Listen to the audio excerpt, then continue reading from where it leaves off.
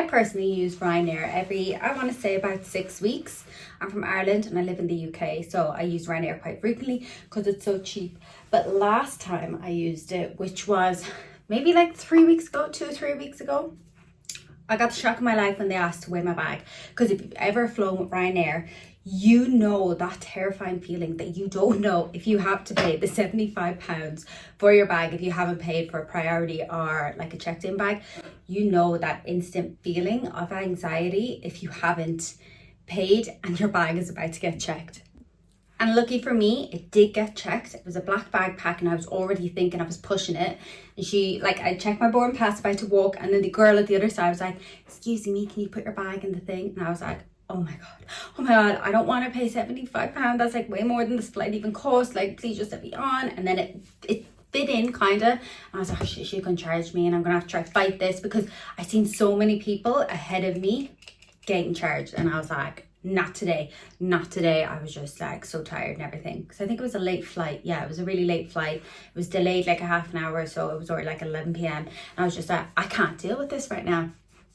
So she let me through anyway, and I was really happy.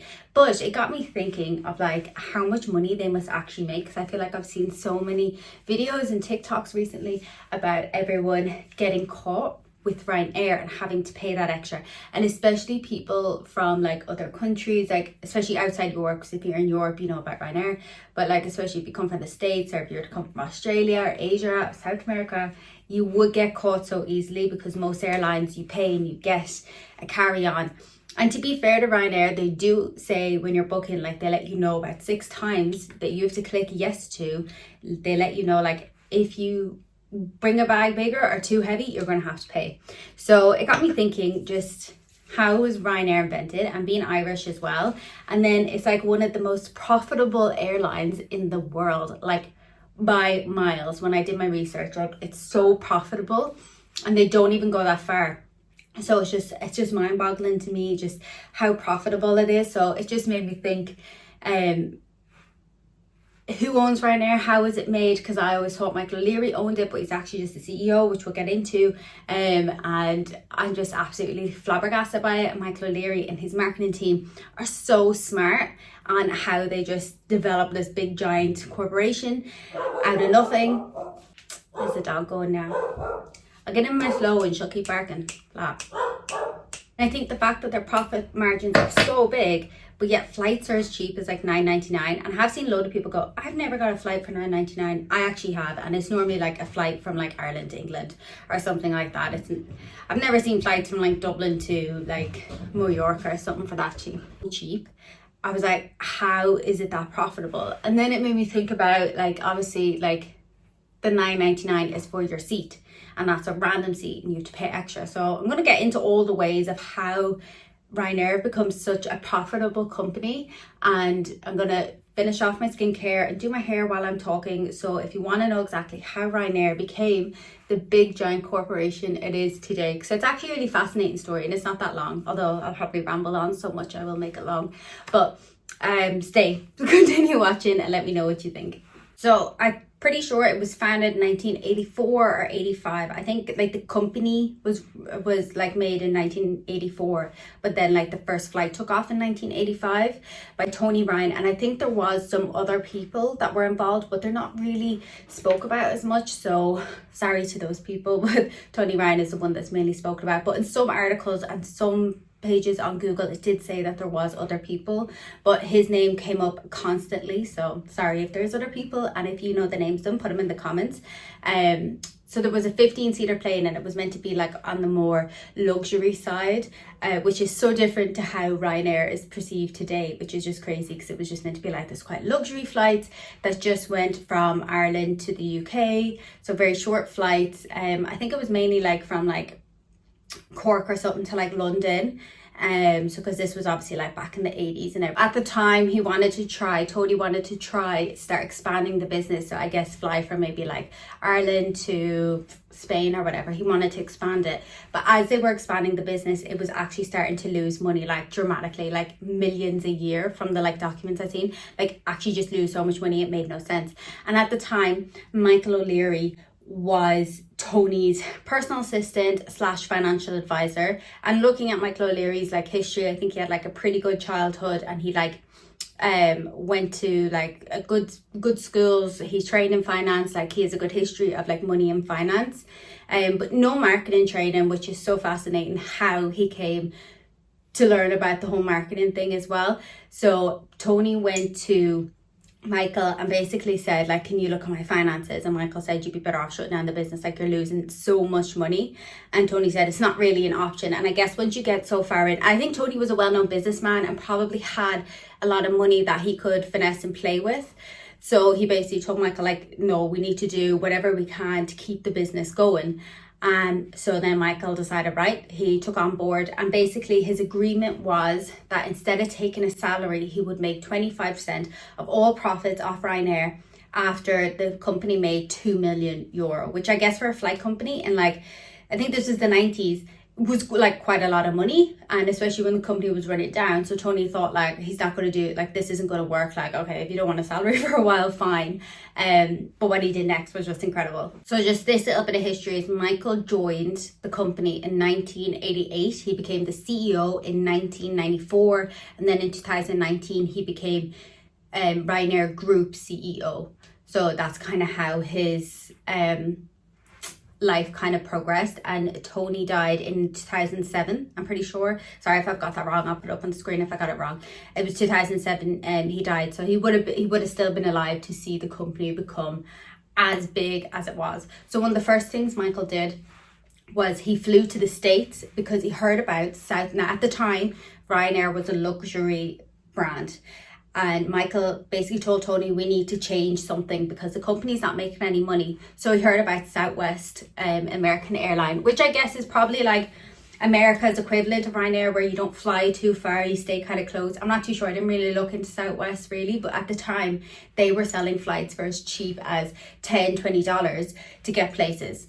So Michael basically went over, researched, looked up all about them, and came back and basically told Tony, like, we need to change the whole process. Guys, if he optimized the efficiency of the company, he could improve the costs.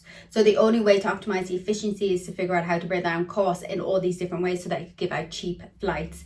And just how they whole went about it is so fascinating. So let's get into it. So when he came back, this was like one of the like quotes I kept seeing. When he came back from the States, he said he was going to turn it into an ultra low cost airline with rock bottom prices. And I'm pretty sure that's like still kind of their logo today, which is just like, they are so cheap. And I think it's just one of those things that no matter how many people argue about them, they're still going to make money because they come up the first in all like price comparisons. The Google research, Ryanair is always the first one to come up as a brand that's going to be a really cheap flight, but that's how people end up getting caught. I kind of have a few bullet points written down. I have like a little script here.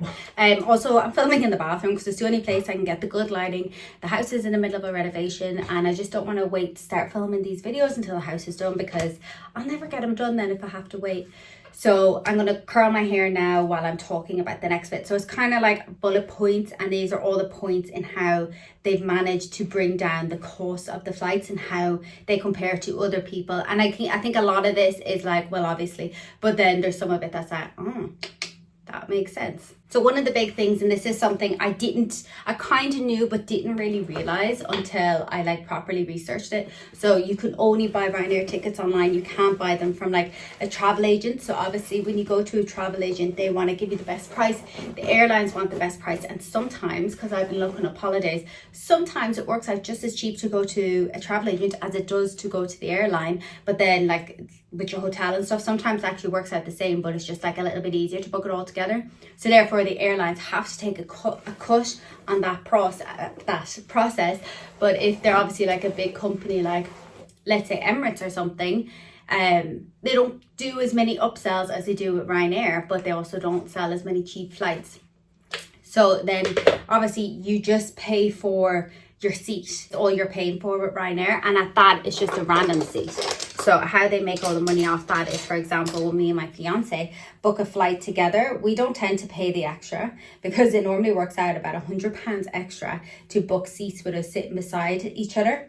But when I was recently booking a flight for my mom to bring over my niece and nephew, you're just not automatically put beside, you are automatically put beside your child, but you have to pay for that. So when I was booking the flights were like cheap enough, but then as you add up the extra cost, it works out quite expensive that I had to pay, I think it was like £8. It wasn't anything crazy, but I had to pay £8 extra for making sure that they could sit together, but it wasn't an option to not pay for that. Now obviously we wouldn't put your child like not beside you if they were like under, I don't know, 16 or something. So yeah. And then another thing they make money off of is the government doesn't tax airlines for the extras, they tax for the seat. So that's how they save money in that way. It's because they don't charge, because they charge you for the extras, the government doesn't tax them as much or at all on that. So they only tax on the fare. So that's a way that they are massively saving money as well. So then another way they make money is when you get on the flight. So when you look up your flight and they say it's $9.99 for the flight, that's great. So you're paying £10 for your flight. But then on top of that, if you want, say, a window seat by option, you have to pay for that, which normally ranges between like £6 to like £12 or something. So you'd have to pay for that. Then you're allowed to have a small backpack, but if you want a little suitcase, you have to pay extra for that. You have to check in online. If you check in late, there was one story I seen, and if I can find the clip, I'll put it in. But this woman was charged €300 for her late check-in fee. Like, that's crazy. And I think it's that whole side of, well, like, it's a cheap flight, just check in online. Like, they're doing this to make it cheaper, like just check in online. And I think Michael O'Leary's like response was basically like, well, you should have checked in online. And we're going to get into all the social media stuff with that, because it is absolutely fascinating, their social media over the past few years. So if your bag is too big, like I was saying at the beginning, it's £75 or €75 you have to pay if your little backpack is too big for the flight. And then they have very quick turnaround. So I think it's like up to 6 flights a plane can do a day, which obviously means they can make a lot more money off that. So if they can do 6 flights a day, they can only do that by cutting costs in certain ways. So some airlines, I would hesitate to guess, or like imagine like Emirates or Qantas or whatever, they would, or Qatar, they would charge, they have a whole separate cleaning crew that come in, because they're also doing long haul flights. So I've often got on the flight in like Newcastle to go home, and it's like the plane, actually I have a clip from recently I was on it, and I'll see if I can add that in. And the planes are just like, they're not filthy, but the planes are only on the ground for 30 minutes. So the staff have to get everyone off, clean it, prepare the next flight. Because as well, you can like order food and drinks, you can order like alcohol to your table. So the staff all have to get this ready on top of letting you board, letting you put your bags on. They only have 30 minutes for it. So it's such a quick turnaround, and they don't pay an extra cleaning crew to come in and fully clean the whole thing. If you put the wrong details on your ticket, it can cost like up to €100 as well. So say I put Colleen and then my surname, but say I add in an extra L by accident, they'll charge me to change that. And I know it's like, it's so crazy, because other airlines, most airlines will let you do it for free or like at a very low cost, but Ryanair charge a lot.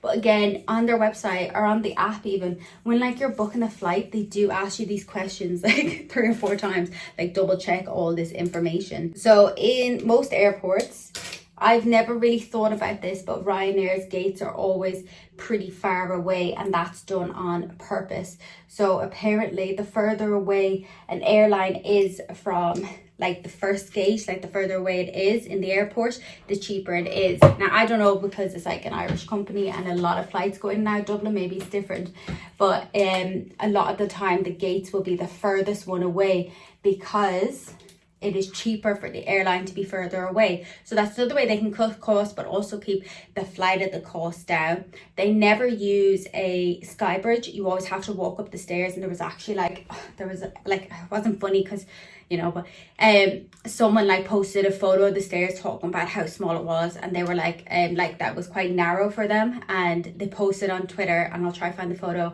It was something like, I'll bring my own stairs next time, Ryanair. Ryanair said, bring your own plane. Their social media is just fucking hilarious. Like they get away with the most. They're so funny. And obviously one of the most obvious ones, which is even funny to just even put into this video, is there is no first class on Ryanair, which seems funny that it would even be a suggestion to say that there's no first class. But if there's no first class, they don't have to be particularly nicer to anyone. There was also a story about people being charged to use like the wheelchairs and stuff, and a lot of other airlines just make it complimentary. So yeah, that was another story. The airplanes they have are a Boeing 737.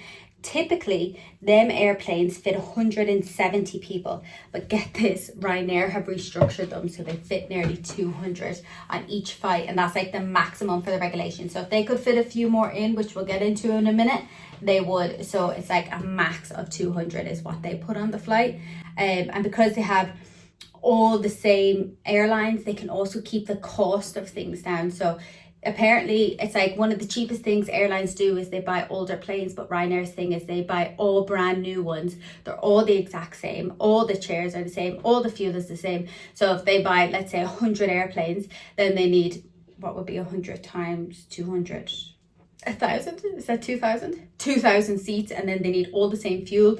They can buy in such a bigger bulk, they can get it for a better discount, in turn brings more profit, and they can keep the price of the flights down low. So window 11A has no, or seat 11A has no window. And I think I'm pretty sure I've seen a couple of TikToks about this.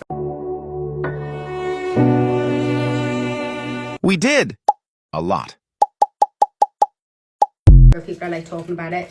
And Ryanair just like absolutely just takes the mick out of them. It's like, it's kind of funny, but if it was me on the other side of it, I'd be pretty annoyed to pay for it. So all the seats are the same. There's no TVs on them. I seen a thing about no Wi-Fi, but I'm pretty sure you can pay for Wi-Fi, but I've never done it, but I wasn't sure about that. I should probably fact check that.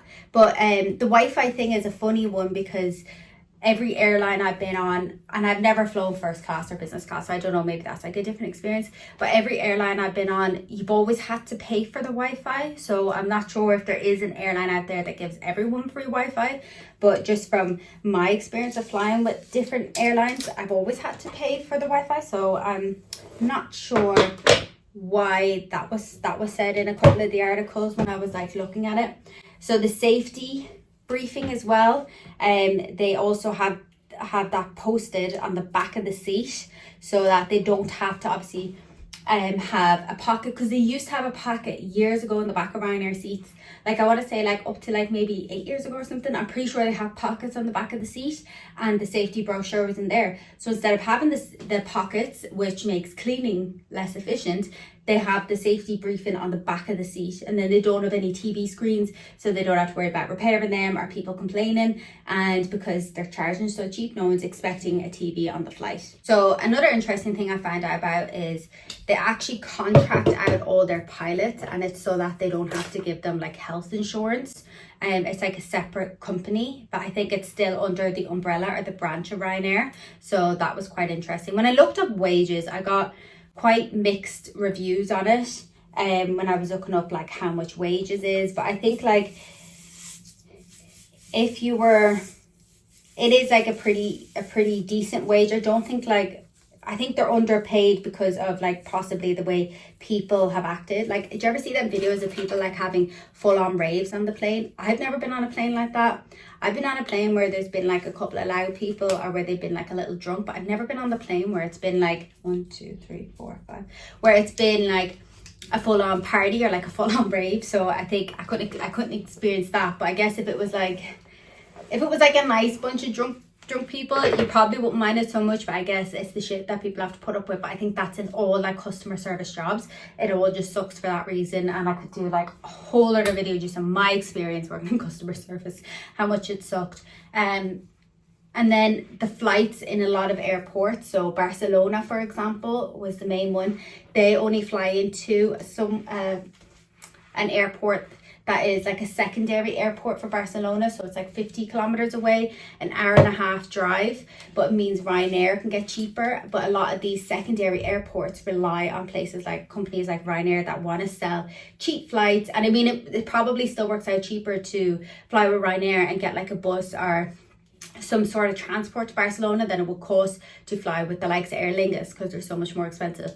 It's just a little bit more of a faff. But then because these secondary airports rely on companies like Ryanair, they get cheaper rates to be there. So it works out completely, and the amount of money Ryanair makes is crazy. Like, they could offer a little bit more, but you do also pay for everything on the flight. So you want some water, you want some food, anything, like you have to pay for everything, which I don't think is so crazy because they're such short flights, if you get what I mean. Like, I've been on flights that I've gone to like Asia, like Australia, like flights that I've even gone from like London to like say Serbia, which is like quite a distance, and like you get a free drink on them, but you probably don't get a full meal.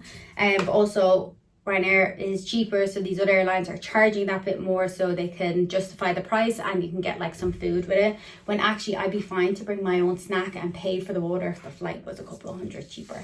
Like, personally, I think I'm okay with that. Michael O'Leary has gone crazy viral over the years, like even before like TikTok and shit was a thing. Did you really want to charge to use toilets on Ryanair planes? Yes or no? Yes, but not because I want the money. We'll give the money away to charity. I want to get rid of we have 3 toilets. If I can get rid of the 2 toilets at the back of the planes, I can add 6 extra seats. With 6 extra seats, I can lower everybody's airfare by another 5% all year round. Did you want to make some passengers stand on planes to fit more people in, a la the tube? Yes. How safe is that? Very safe. Funny enough, what we wanted to do was to take out about the last 10 rows of seats. Wait for it. We take out the last 10 rows of seats, and we guarantee that and we'd have a standing cabin and a seated cabin. The seats would be €25. The standing cabin would be €1. I guarantee you we will fill the standing cabin. Like, he has gone viral so many times for just talking about ways he wants to cut money in the company. And he has later come out saying like most of the stuff that he came out talking about was literally just marketing, and it was... In the 80s and 90s, when everyone was going on with all that business school claptrap, I just go in and say exactly the opposite of whatever the hell it was. And we generated huge amounts of free publicity. Why? Because we had no money for advertising, we had no money for PR. So you needed some kind of loudmouth panny to be out there saying outrageous things like charging for toilets, yeah, we're taking out the seats in the standing room, none of which we actually planned to do, but it generated acres and acres of free publicity. Just to drum up business and get like the Ryanair name out there, because the more people that look into this crazy Irish man talking about things or ways that he wants to cut costs, obviously they're going to look up Ryanair as a company and probably book a flight. So a couple of the things that he did say he wanted to do was standing flights. So he wanted to get rid of a couple of the front row seats, put in standing flights, and charge as little as €1 per flight. Like, it was so smart of a thing to say. And actually, I think it would be hilarious if it was a thing, because I think like I go home so often throughout the year that I would probably go on a few more flights, and I would justify buying a drink on the flight or whatever. I don't know how it would work, but the standing flight seemed absolutely crazy, but also so genius and smart as well. Paying for the toilet, and he was like justifying it by, well, if you charge everyone a couple of quid to go on the toilet, it would mean less people would use the toilet. It means less people would be bothered, and there'd be less people standing around the plane. And if you've ever been on a Ryanair flight, you know what it's like, especially like if you go on one from Ireland to England where the flights are so short. You know how crazy it is, and flight attendants are put to work with all their stuff from the second the door closes till it opens again. Like, they are selling you stuff. It's literally like the last 5 minutes of the flight when the pilot's like, we're about to land, cabin queue, get in your place or whatever. They are just selling you stuff the whole way through. It is just crazy. So it would make sense if there was less people standing around, because you always see, I try not to go toilet when the flight's only like a half an hour long, because I'm just like, it's half an hour long. But it's crazy just when you see so many people going to the toilet, so it kind of makes sense like that they would try to do that. A fat tax was another one. Sorry saying it like that, but that was literally the way he quoted it. Wanted to charge people that were overweight or whatever. And the seats on Ryanair are tiny. If you are on the heavier side, and I'm not even being mean by saying this, but when I was like a size 14, which was like a couple months ago, I'm like size 10 now, but like when I was bigger, like I used to also get like a little bit of fear. I never needed a seatbelt extender, but I just thought like, God, if you're any bigger, like it must be just so uncomfortable, especially when you're like squeezed in together. So he wanted to do the fat tax. Then there was another thing of removing the seats altogether, so he could just charge more in general for the flights. Like, but he did later come out and say like most of the things he said like they probably legally couldn't even do, but it was to just drum up advertising. And I think that's just like one of the main things that Ryanair have just done really well in the past few years, especially on TikTok and Twitter. And throughout this video I'm going to add in I hope I have. How far would you drive for the girl of your dreams? I don't drive anywhere. What about to Nebraska? Oh, you go to Nebraska? Hilarious. Like, they go viral all the time. They also had Oh, please. You guys love me. I keep it real, and I'm hilarious. Actually, you're just a bitch. Okay. this promotion one time for Valentine's Day. Guess what it said? So it was like 69 for two. 80s, a period I dearly love. In the 80s, all you had to do was upset the Catholic Church and you generate acres of free publicity in Ireland. We used to, one of our first best ones was we did this Valentine's Day promotion, which was 69 for two. I was like, how funny is that? Like, it's just hilarious that like a lot of companies probably wouldn't get away with it. But because I think they have set their standard so low that you know what I mean, you're not getting any sort of luxury on this flight, that they just do what they want with it. They just roll with it. Their TikTok has to be one of the funniest things. So there's like, someone posted a video about like filling a neck rest full of like swimsuits, bikinis or whatever. And then they were like, put up this post, €10 for a neck rest, €5 for this, €15 for this. Like, it's just absolutely hilarious, and I just don't understand how they get away with it, but they just do it in such a funny way. And actually the girl that used to run their TikTok, I found out, if I can find her name I'll put it on the screen, but I found out, so she got poached to Duolingo, and Duolingo's TikTok is quite funny as well. But TikTok will also, or like the TikTok account will also comment on other people's videos. Like, you'll always see them come up, and it's normally something quite funny. There was one guy that was like, paying $9.99 for my flight as a 6'4" guy, and he was just like, posted this video of how uncomfortable the seat was. Ryanair's response was, yeah, but your flight was $9.99.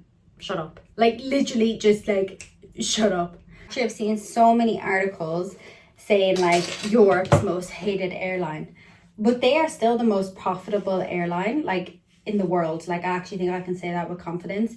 Like, they mightn't make they mightn't be like, you mightn't think that they might make that much, but it's like they might make as much as other big airlines, but the percentage that they make is like extremely higher, and they just cut the cost at every corner, and they're just bringing in like billion, like it's $1 billion company, and I'm pretty sure like they have other airlines under their umbrella as well.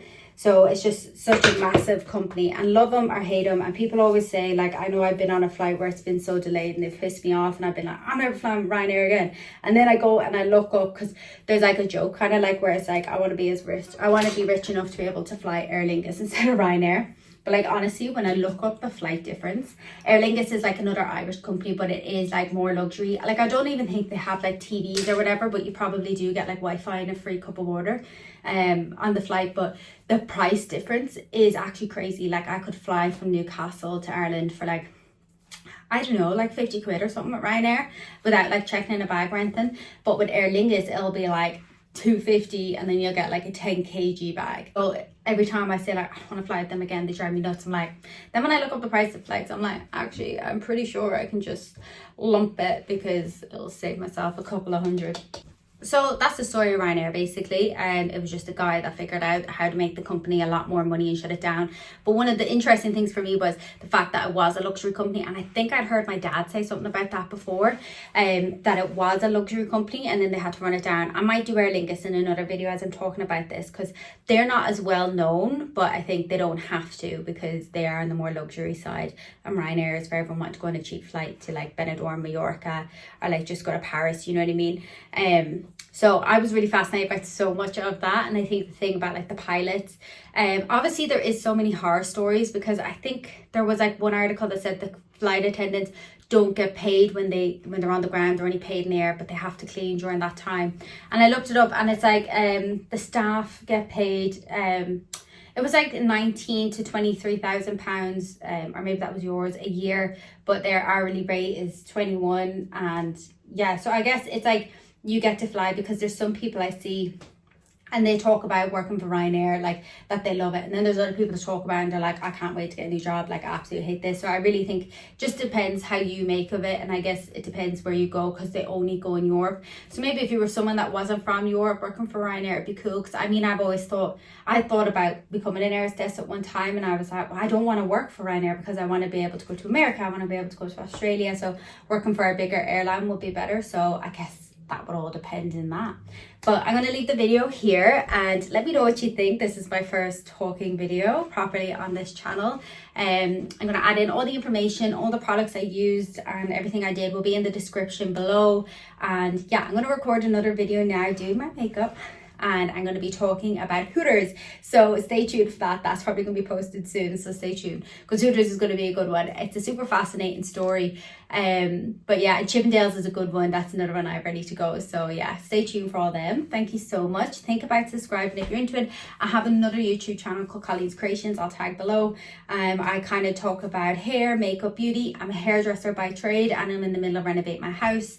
That is why the house is an absolute shit show. But the first couple of videos on this channel is probably going to be a bit crazy because that is my future beauty room, recording room. And then we're going to have an office downstairs. So I'm going to be able to do more aesthetically pleasing videos.